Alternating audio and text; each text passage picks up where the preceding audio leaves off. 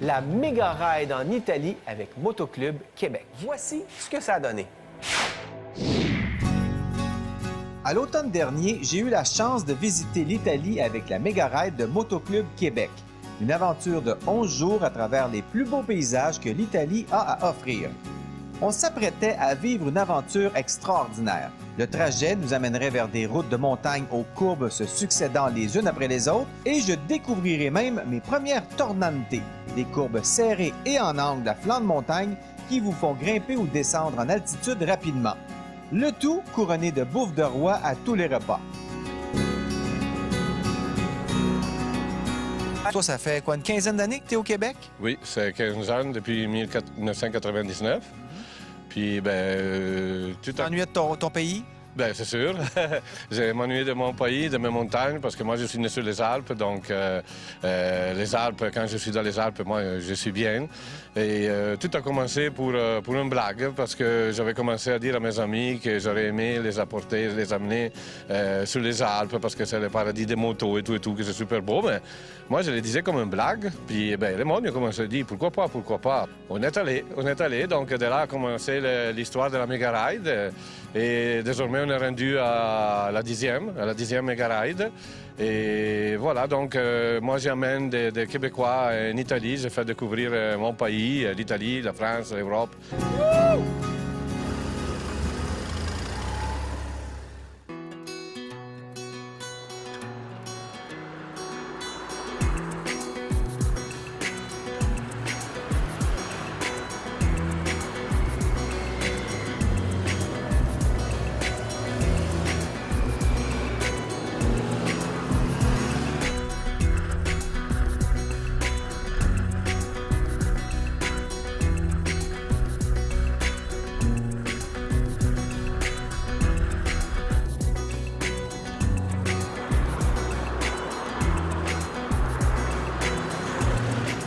On va te suivre tout le long. On a quand même des GPS sur chaque Oui, moto. tous les GPS ils sont programmés parce qu'on a un groupe. Le voyage est organisé par groupe, mais chacun, s'il veut, il peut se détacher du groupe et faire la journée à lui toute seule, surtout dans les journées relax.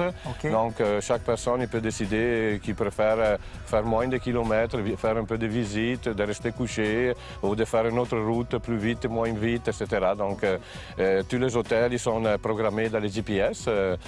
Donc, la personne doit seulement taper dans les GPS, les hôtels, puis les GPS, il va la Mais il si va on l'amener. te suit, là, tu vas-tu nous amener encore des places encore plus spéciales, là, des petites Oui. routes de campagne? Parce que des fois, il peut y avoir de la construction. Est-ce que Oui. tu changes d'itinéraire? Ou... Oui, ça se peut que pendant la route, je change d'itinéraire pour plein de raisons. Des fois, ça peut être des raisons météo, des fois des raisons de trafic, des fois des raisons de temps. On est en retard, donc je coupe un peu pour aller gagner. Une autre fois, on a un peu d'avance, donc j'ai la possibilité de passer à visiter d'autres choses pendant qu'on passe à une certaine place. Donc, il y a plusieurs raisons que je peux changer un peu d'itinéraire ou l'adapter à la nécessité. Ouais. Ça fait juste 2 heures qu'on roule, puis déjà, je suis bien satisfait. Je pourrais retourner ce soir.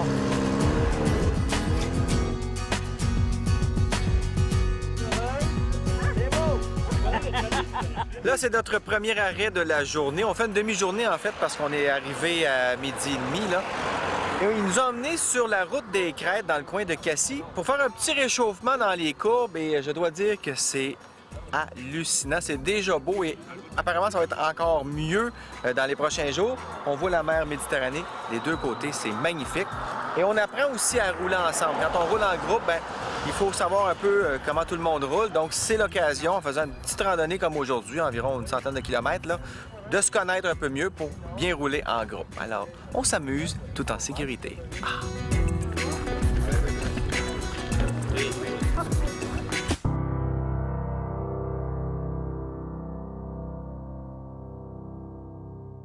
C'est notre deuxième journée pour la méga ride de Motoclub Québec. On a atterri à Marseille hier. Donc, on fait juste une petite journée en France.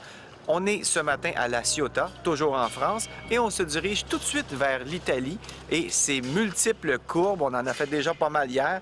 Et ce matin, on est ici. C'est une toute petite ville portuaire touristique. Regardez, c'est vraiment beau. Ça vaut même une panoramique.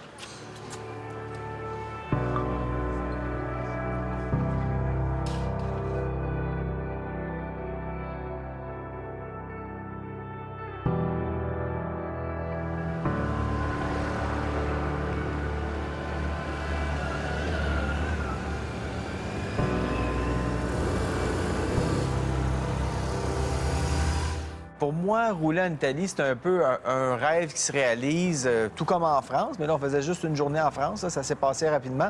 Là, on s'en va en Italie. J'avais hâte de voir c'était quoi rouler en moto en Italie. On m'a toujours dit que en Italie, les automobilistes respectent les motocyclistes, on partage la route. Bien, c'est vrai. Donc, ça peut arriver qu'on est en arrière d'un auto et l'auto va se tasser pour nous laisser passer parce qu'elle a le goût de rouler plus tranquillement.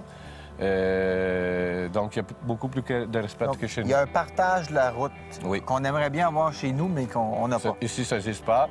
Ici, on pourra rencontrer dans plusieurs places des parkings réservés aux motos. OK. Ils sont juste à côté de la porte d'entrée, à différence d'autres places. N'importe où est-ce qu'on arrive avec des motos, dès qu'on dit qu'on est avec des motos, tout le monde il va avoir des souris sur la face, parce que presque tout le monde ici a une moto, il y a 10 millions de motos.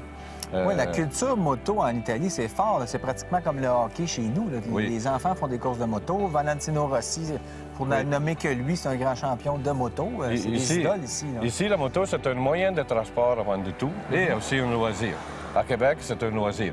Alors ici, on a des voies réservées pour les motos. On a le droit de faire de l'interfile, donc de se foufoyer entre les autos, toujours avec prudence, chose qu'on ne peut pas faire à Québec. On voit vraiment que les gens nous voient venir, les gens vont se déplacer un peu sur la droite pour nous laisser passer. Tout ça est toléré, tout ça est à la limite légal. Donc, il n'y a personne qui va venir te donner une contravention pour ça, il n'y a pas de problème. Mais si tu es à gauche, ça roule vite. Donc, tu fais ton dépassement, tu te replaces, c'est terminé. Laisse la voie de gauche libre. Tasse-toi, mon oncle. On débute la journée par quelques kilomètres d'autoroute, question de se rendre en Italie rapidement, et voilà que commence le premier de plusieurs arrêts au péage. La monnaie demeure l'euro, mais les noms sur les pancartes changent. Sanremo, Genova, mamma mia! Comme ça sonne bien. Ferrari! En fin d'avant-midi, on y est. La campagne italienne nous accueille. Il n'y a pas trop de garde-fous ici, mais les surfaces sont belles. On en profite pour lancer nos motos dans les courbes. Heureusement, tous les pilotes du groupe sont chevronnés et c'est pas long que les footpegs frottent. Nos K1600 GT, Honda Goldwing, BMW R1200 GS et R1200R offrent tout un confort digne d'un salon et une tenue de route exemplaire. Ce sont des routières hors pair et à leur guidon, on se sent en confiance.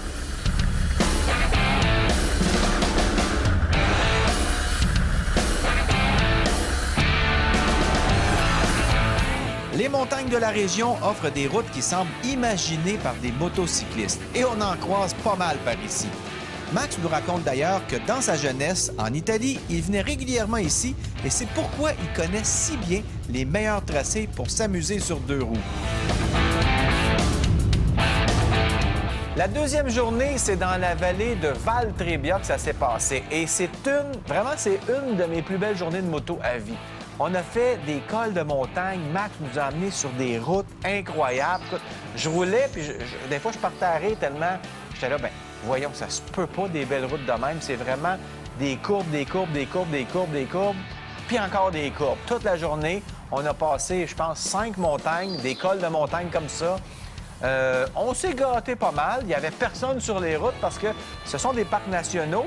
Et bon, c'est le temps des vacances, il est terminé depuis belle lurette. Là. Il n'y a plus personne qui est là. Je te dis, je pense qu'on a croisé peut-être 2 autos dans toute la journée. Les feuilles n'étaient pas encore tombées, donc c'était pas trop glissant. C'était sec, il pleuvait pas. C'était des conditions idéales. En plus, quand tu montes en montagne, c'est un peu plus frais. On n'avait pas trop chaud. Écoute, c'était magnifique. C'est vraiment, là... Écoute, j'en fais de la moto, là, puis c'est une des journées dont je vais me souvenir longtemps. En fin de journée, on arrive à Bobbio, une charmante petite ville de montagne où il y a beaucoup d'activités sur la place centrale, comme dans bien des petites villes italiennes. Tout le monde jase et nous, on fait le tour.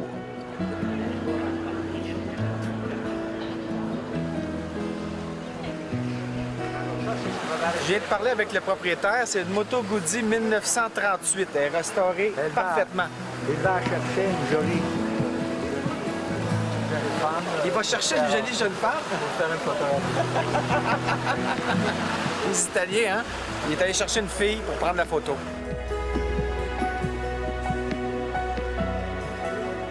Nous, on finit la soirée en parlant de moto et de cette belle journée qui se termine.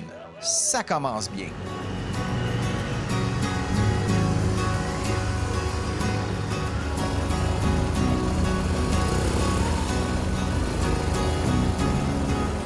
Hey, c'est vraiment beau l'Italie.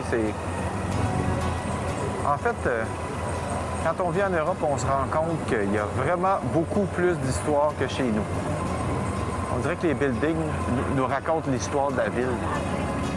La méga raid de Motoclub Québec, c'est pas nécessairement une raid d'experts. C'est vraiment pour tous. Il faut quand même avoir un bon niveau d'expérience, mais là où ça devient des randonnées d'experts, c'est pendant les journées dites libres. Alors à ce moment-là, les gens peuvent partir chacun de leur côté pour explorer la campagne environnante. Et on peut aussi suivre Max qui, lui, va nous amener sur ses routes de campagne, des routes beaucoup plus techniques, peut-être à une vitesse un petit peu plus rapide que quand on est tout le groupe ensemble. Et pour les gens qui ont suffisamment d'expérience, c'est vraiment des randonnées mémorables. Quand tu es arrivé au Québec, tu as fondé le site Motoclub Québec pour retrouver des gens avec qui tu voulais rouler, quoi? Oui, parce que moi, je suis arrivé au Québec, je ne connaissais pas la langue, je ne connaissais pas personne. Moi, j'ai toujours fait de la moto depuis que je suis né presque.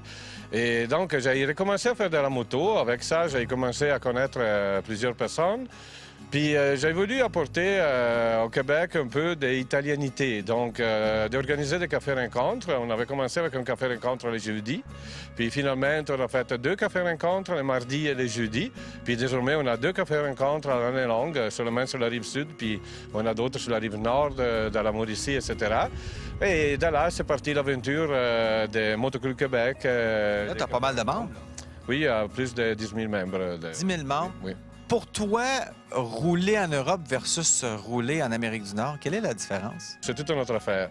Le monde qui est venu en Europe, le monde qui est venu surtout avec moi en Europe, il s'est aperçu que rouler ici, c'est toute une autre affaire que rouler au Canada ou aux États-Unis.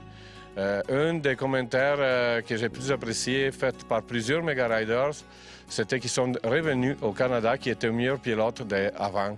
Et cela, c'est dû parce que sur les routes en Europe, il faut être plus attentif. On a les automobilistes qui sont plus respectueux des motocyclistes et vice-versa. Mais les routes sont plus techniques, donc il faut travailler plus. On n'a pas des autoroutes énormes. Il y a toujours des routes sinueuses, beaucoup de ronds-points. On n'arrête pas, mais on va continuer, etc. Ça peut faire vraiment débloquer certains motocyclistes qui ont peut-être de la misère avec des virages à toutes sortes de vitesses, parce que prendre des longs virages sur l'autoroute, c'est relativement facile, mais des petits virages comme on voit partout ici, c'est pas toutes les routes qui sont comme ça au Québec, ni en Amérique du Nord, nulle part. Et c'est pour ça que moi, par exemple, aussi la première fois que j'étais allé au Disc Gap, quand j'ai fait le Disc Gap, je me suis dit, puis, pour moi, c'était rien, c'était que 11 000 de routes. Ici, il y a 379 courbes à chaque 11 000. Spécialement quand on se va sur les Alpes, c'est quelque chose de... On a toujours penché à droite et à gauche. C'est vrai ce que tu dis, parce qu'on a fait le Dragon's Tail l'année passée avec le show de moto. On était bien emballés, mais il me disait, avant qu'on vienne ici, tu vas voir, il n'y a rien là. Puis j'étais un petit peu douteux. Je me disais, bon, c'est vrai, mais c'est quand même une super route. Mais les 2 journées libres qu'on a fait avec toi, on a fait des randonnées vraiment techniques. C'est ça, c'est 500 km de Dragon's Tail, là, ou à peu près, c'est fou.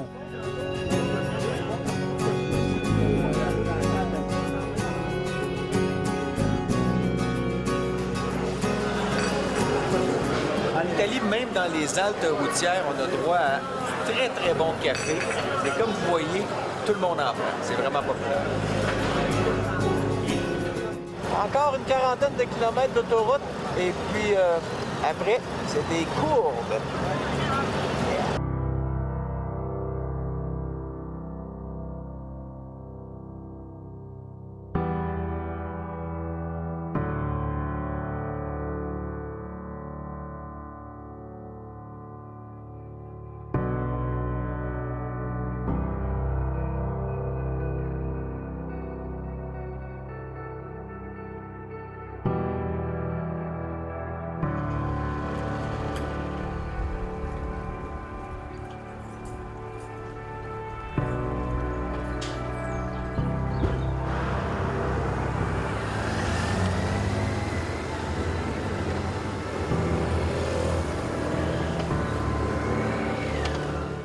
Quand on quitte Bobbio et qu'on arrive en Toscane, on voit tout de suite qu'on a changé de région. Le paysage est différent, beaucoup moins montagneux, c'est plutôt des collines, beaucoup de vignes, des oliviers partout. C'est vraiment poétique comme paysage. Et la Toscane, hein, on connaît tous ça, tout le monde a entendu parler à quel point c'était beau. De finalement le découvrir, c'est le fun aussi parce que tu te rends compte que, premièrement, les gens n'ont pas menti, c'est magnifique.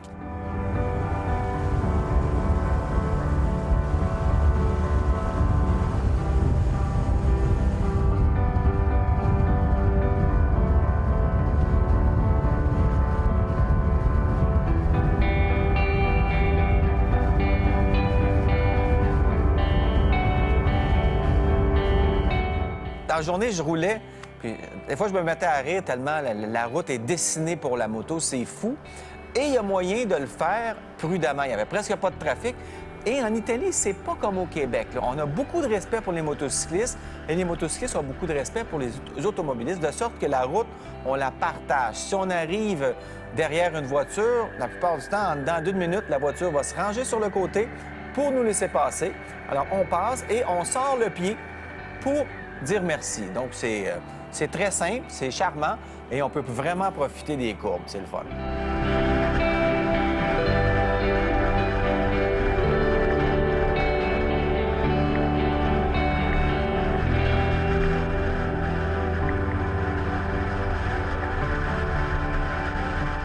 Quand on redescend des montagnes comme ça, on arrive toujours évidemment dans de petits villages. Et en Italie, les villages se ressemblent un peu tous, là. Il y a toujours le petit café du coin avec quelques petits vieux Italiens en train de prendre leur petit café, les mamas qui se promènent, des enfants, des vieilles bâtisses. Les rues sont étroites. Tu arrives là-dedans en moto, ça a vraiment du charme. Et en Italie, quand tu arrives en moto d'une route motocycliste comme ça, les gens t'envoient la main. On dirait qu'ils sont contents de te voir. Ça fait probablement un peu fonctionner l'économie locale.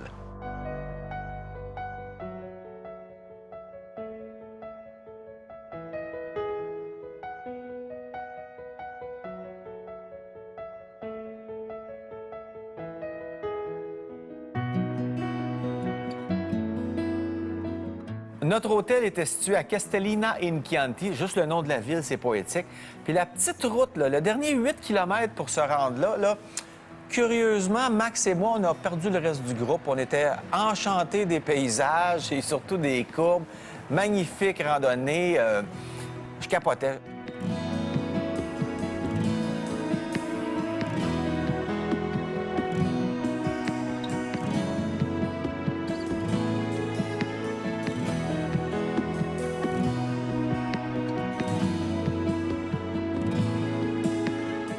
On arrive au restaurant et là, Max nous avait dit qu'on mangerait le meilleur steak au monde. Bon, d'abord, pour élire le meilleur steak au monde, il faut manger tous les steaks au monde, ce qui est virtuellement impossible. On a mangé un bistecca à la Fiorentina, qui est finalement un steak de façon florentine. C'était excellent, la grosse bouffe. Ils viennent nous présenter les steaks avec. Se poi ne volete dell'altro, chiede po', si fa mettere su un altro pochino. On voit le morceau de viande qu'on va manger. C'est comme dans les grands restaurants, les grands steakhouse qu'on voit aux États-Unis. Donc, super bonne bouffe. La seule chose dont j'ai peur dans cette méga ride-là, c'est de manquer d'appétit. Parce que pour la route, ça va, mais côté bouffe, là, on a en masse.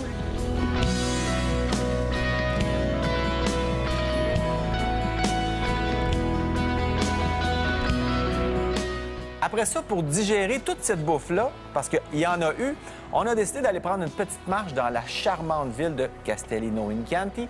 C'est une ville médiévale et ça a été évidemment converti au fil des ans, de sorte qu'il y a plusieurs petites boutiques qui sont là. On peut marcher dans les tunnels. C'est vraiment vieux, il y a beaucoup d'histoires là. Donc, vraiment une belle fin de soirée, une petite marche. On retourne au Colombaio et on a fait un gros dodo parce que le lendemain, on avait aussi une grosse journée de route.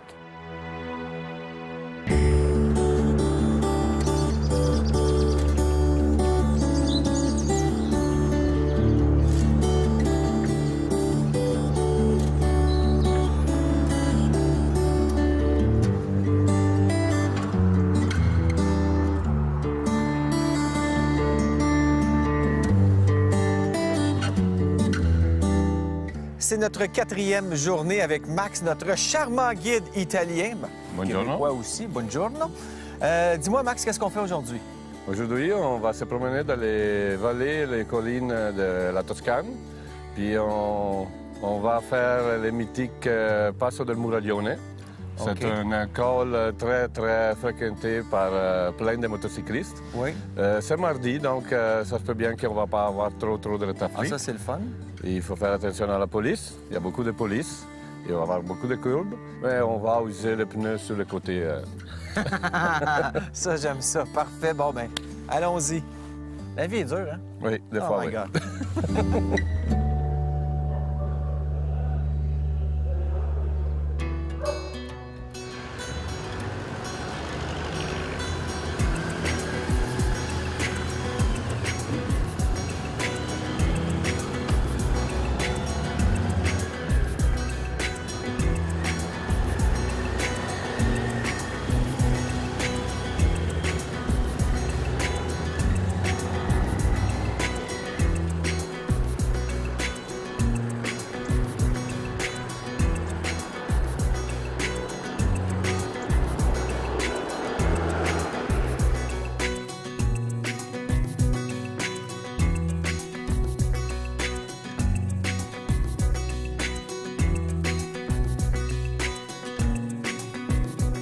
Le Passo del Muraglione, c'est une route très connue des motocyclistes italiens et on était hors saison, donc il n'y en avait pas beaucoup de motocyclistes, mais on comprend pourquoi les motocyclistes italiens se retrouvent là quand on fait la route. C'est vraiment une route magnifique pour faire de la moto, tout en courbe, mais des courbes vraiment bien dessinées. Il n'y a pas de surprise, il n'y a pas de courbe qui se resserre à la fin. C'est vraiment juste une succession de belles courbes. Il faut quand même faire attention dans les virages parce que c'est quand même en montagne, il y a beaucoup de boisés autour. Donc, sur la route, surtout en octobre, il y avait un petit peu de brindilles, un petit peu de feuilles mortes.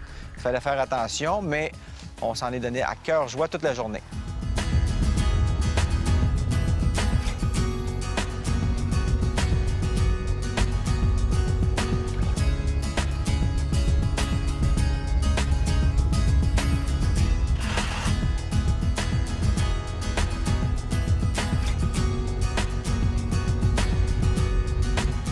Il y avait des petites routes, là, tu sais, quand sur une carte, ça fait comme ça, là. Nous, les motocyclistes, là, on adore ça. Ça veut dire que tu as des courbes pour faire toucher tes valises à terre toute la journée.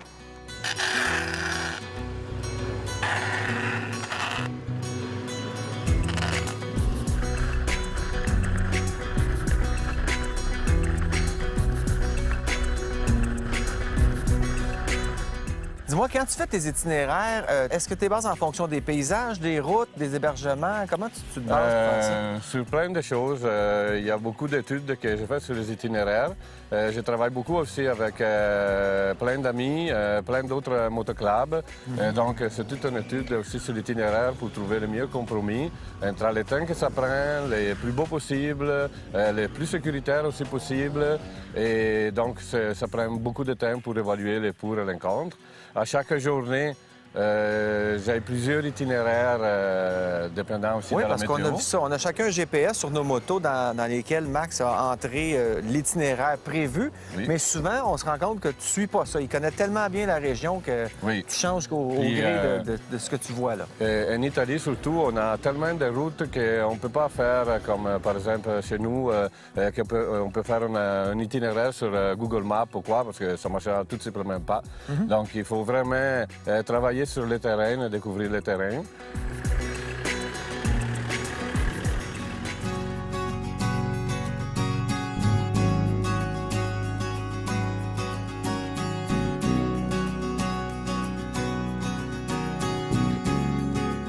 Et moi, ma moto, il y avait le côté du pneu qui était chaude et le centre du pneu il était froid. Disons que notre bande de roulement là, est assez large sur le pneu parce que c'est juste de la courbe. Mais c'est vrai qu'on prend beaucoup d'expérience. Il y a même des gens dans le groupe qui ont pris de l'expérience en 11 jours, que ça aurait peut-être pris 11 ans à apprendre au Québec. Oui. Dans la Mega Ride, c'est inclus aussi un cours de moto, un cours de pilotage. Mais cela étant dit, ce n'est pas que pour des experts. On peut venir ici, y aller à son rythme. On peut, lors des journées relax, on peut te suivre ou on peut partir chacun de notre côté. côté, puis oui. faire la même randonnée tranquillement avec le GPS et puis aller à son rythme. Là. Oui, pour moi, la priorité numéro une, c'est toujours la sécurité du groupe. Donc, surtout quand on roule le groupe au complet, je roule plus mollo. Je roule d'une façon plus prudente pour que tout le groupe soit à l'aise et tout. Et c'est toujours la sécurité, c'est toujours ma priorité. Oui, d'ailleurs, tu donnes souvent des conseils ou des directives de conduite qui ne sont pas les mêmes que chez nous. Par exemple, ici, on peut passer à côté des voitures. Les voitures vont même se tasser un peu à droite pour nous laisser passer, Oui. même s'il y a d'autres voitures qui s'en viennent de l'autre côté. Et pour les remercier, on fait juste sortir le pied. Ça, je savais pas ça. Oui, plusieurs d'eux, ils sont des motocyclistes. Alors, Ben, c'est plus dans la culture ici, définitivement. c'est beaucoup pensé aux motocyclistes et les routes parce que seulement en Italie, il y a 10 millions de motocyclistes. Donc, c'est très important. Et sur ça, le Québec, il y a beaucoup à apprendre encore. Il y a beaucoup de bons riders parce qu'on en a vu sur la route des groupes de motocyclistes qui roulent ensemble. Et bon, on voit que le niveau est assez compétent. Là. Oui, ils sont compétents parce que, comme je disais tantôt, la moto, c'est un moyen de transport. Donc, le monde utilise la moto pratiquement tous les jours. Dépendant aussi dans quelle place d'Italie, il peut utiliser la moto à l'année longue. Et c'est son propre moyen de transport. Il y a du monde qui n'a même pas d'auto.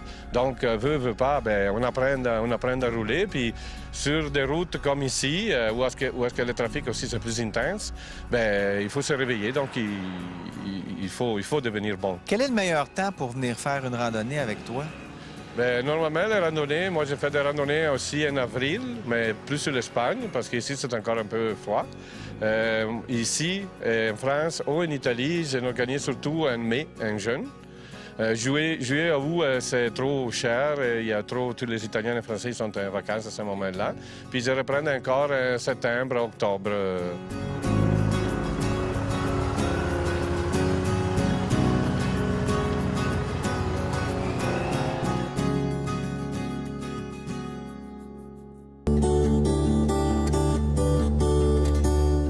On est arrivé hier soir à l'hôtel au lac de Garda et on n'a pas pu voir la vue sur le fameux lac. Mais ce matin, on peut dire que notre point de vue sur le lac de Garda est vraiment exceptionnel.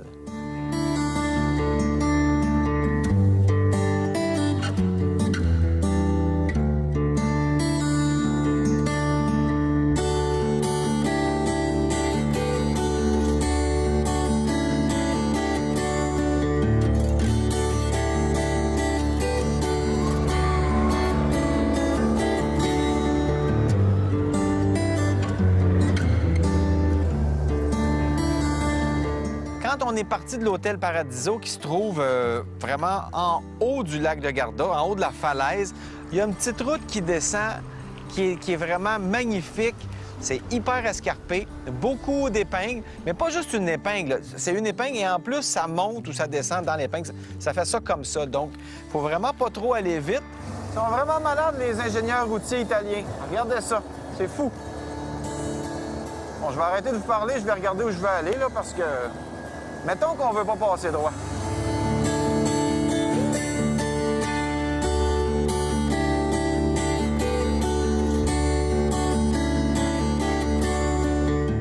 Mais c'est vraiment une route comme on en voit peu. On en voit pratiquement pas au Québec, des routes comme ça. C'est des vieilles routes avec... il y a vraiment de l'histoire, des petits murets. Tu peux t'arrêter, pas partout, mais quand tu as une chance de t'arrêter puis prendre des photos, c'est magnifique.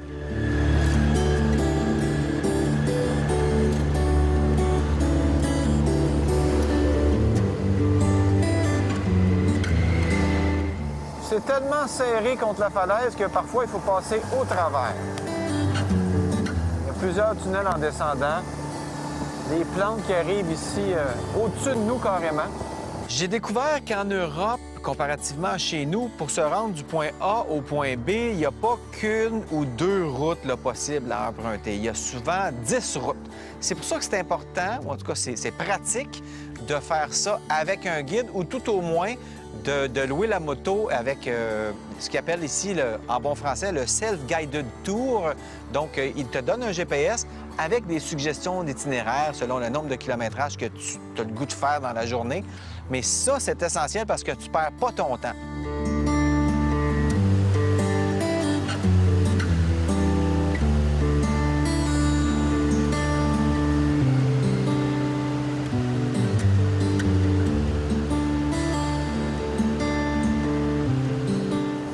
tout ça, c'est grâce à Max, notre guide italien, qui connaît ces petits endroits-là. Il nous amène vraiment dans des petits coins de paradis qui sont touristiques un petit peu, mais écoute, pour venir ici, il faut faire une bonne recherche quand même. Vous voyez que c'est serré.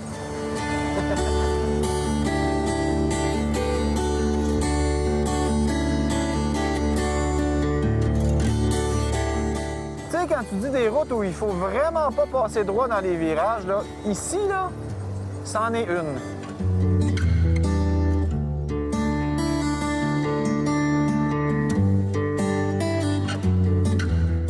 En tout cas, vous ne pourrez pas dire qu'au show de moto, on ne vous montre pas les plus belles routes du monde.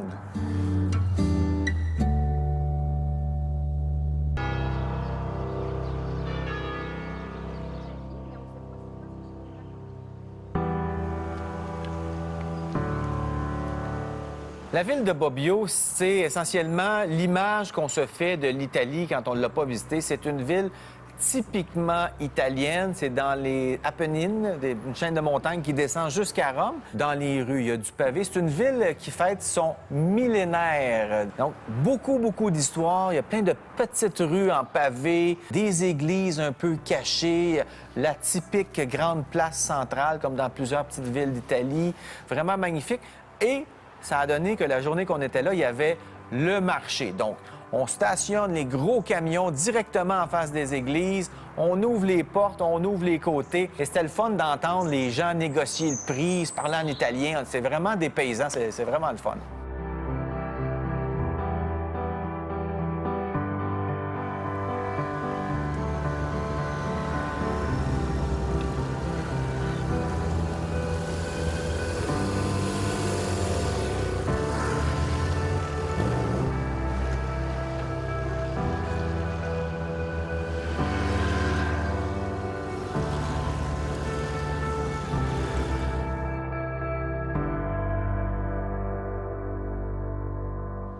Voici la minute instructive du show de moto. Saint-Colomban est le patron des motocyclistes. Je le savais pas, je l'ai appris quand on était à Bobbio hier, parce que Bobbio, c'est la ville où Saint-Colomban a fondé son monastère en 614, juste avant de décéder en 615. Il n'en a pas profité longtemps, mais c'était un voyageur qui voyageait à cheval à travers les routes de l'Italie. Au pied de Saint-Colomban, par terre, il y a une espèce de mosaïque qui a été faite par la Fédération motocycliste italienne, qui demande un peu, en fait, de protéger tous les motocyclistes italiens sur la route. En passant, la route qui monte ici, c'est la Passo del Peniche. Et cette route-là est la route où Enzo Ferrari a gagné sa dernière course, parce qu'il a fait de la course longtemps lui-même. Et c'est dans ces montagnes-ci qui s'est fait la main au volant de ces fabuleuses voitures. Alors, il y a beaucoup d'histoires un peu partout en Italie, mais particulièrement ici dans la région de Bobbio. Il y a des belles routes et beaucoup d'histoires motocyclistes aussi. Intéressant. C'est la fin de la minute instructive. Là, on va continuer à faire du bike puis dire des niaiseries.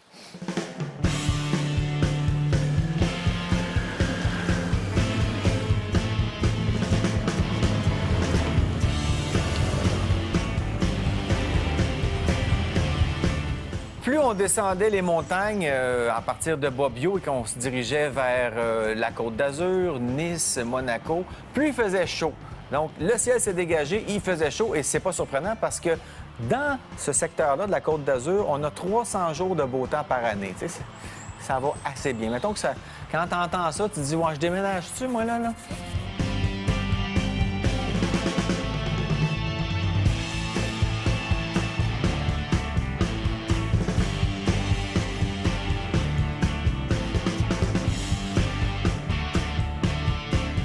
Quand on part pour une randonnée d'11 jours, évidemment, il faut être bien équipé en frais de véhicule, mais aussi en frais de vêtements. Souvent, les gens s'équipent pas assez bien, je trouve.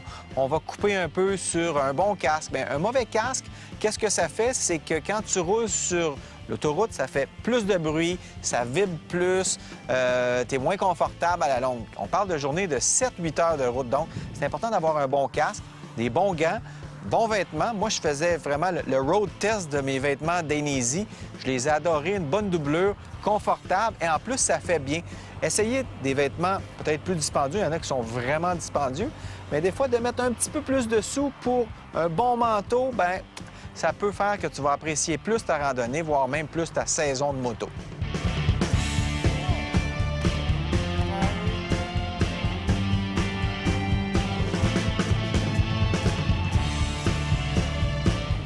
Monaco, là, c'est probablement la meilleure place au monde pour se sentir pauvre. Tu te promènes là, puis écoute, les mannequins sur les rues, les Ferrari, j'ai vu une Lamborghini Murcielago, des Ferrari que j'avais jamais vu, que je connaissais pas, mais ça sonne, les Ferrari. Et quand tu te passes, tu vois que les gens sont là pour flasher. Hein?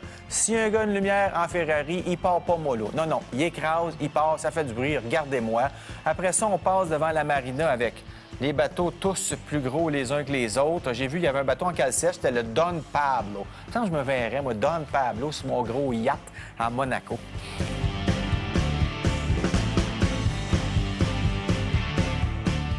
On appelle Avance. Avance, pas Avance, Avance.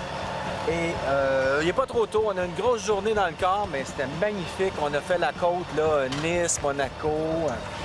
C'est pas mal beau. Et puis là, on couche ici ce soir et on repart demain matin. C'est notre dernière journée de randonnée avec Max. Tout le groupe, ils s'en peuvent plus d'attendre. Avez-vous hâte? Ouais. Bon, on s'en va où, Max? On se va sur le col de la Bonnette, à 2800 mètres. OK. On va voir si on trouve un peu de neige. Peut-être. Ouais. J'ai d'affaire à peut-être m'amener une doublure. Hein? Oui, c'est bien mieux. Parce que plus on monte, plus il fait frais. Plus il fait frais. Et il y a pas mal d'épingles aujourd'hui? Oui, pas pire, pas pire. On va s'amuser. Il dit pas pire, pas pire. J'ai hâte de voir ça.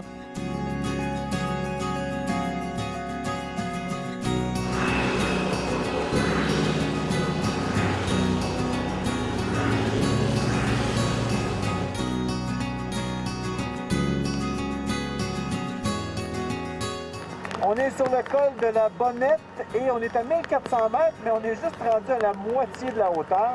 Déjà, la température baisse, fait 13,5 degrés au lieu de 20 en bas dans la vallée. Je pense que ça va tomber assez froid tantôt, mais c'est magnifique.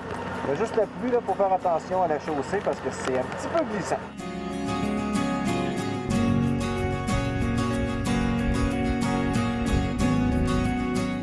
Quand on fait un col de montagne, on se rend compte que le point de vue du haut du col donne toujours vraiment une prise imprenable sur la campagne environnante. Et en faisant le col de la Bonnette, on a compris pourquoi, jadis, il y a longtemps, les Français allaient s'installer là, les militaires français allaient s'installer là pour mettre des campements pour se défendre contre les Italiens dont la frontière était juste de l'autre côté. Ils ont vraiment une vue imprenable sur le bas de la vallée.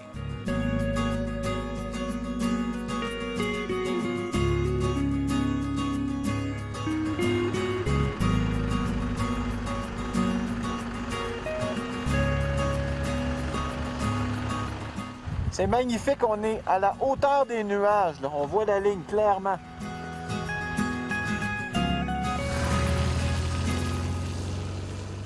On voyait peut-être à 50 mètres maximum. Il fallait aller tranquillement et puis surtout, c'était mouillé. Donc, encore une fois, une randonnée périlleuse. Mais pour les gens qui ont le vertige, c'est peut-être mieux qu'il y ait des nuages parce que comme ça, on ne voyait pas les contrebas. Il y avait vraiment des falaises de chaque côté de la route à un moment donné. Donc, il fallait regarder où on voulait aller parce que sinon, c'est terminé.